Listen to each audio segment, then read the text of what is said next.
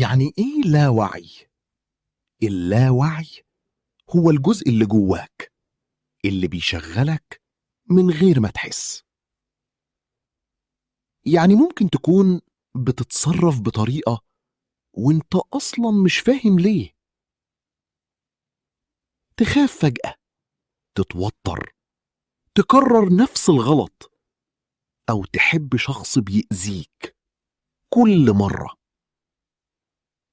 وده لأن جواك في حاجات متخزنة،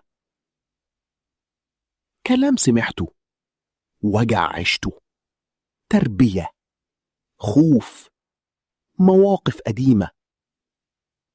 كل ده العقل خزنه، ومع الوقت بقى يحركك من غير إذن منك. اللاوعي زي برنامج شغال في الخلفية، انت مش شايفه، بس هو مأثر على قراراتك ومشاعرك وحياتك كلها. عشان كده ناس كتير تقول أنا عايز أتغير،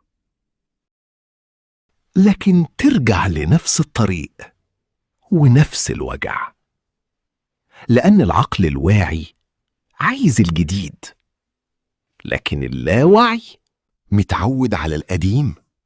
بالمصري كده، اللاوعي هو السواق الخفي اللي أوقات كتير بيسوق حياتك وانت فاكر إنك المتحكم.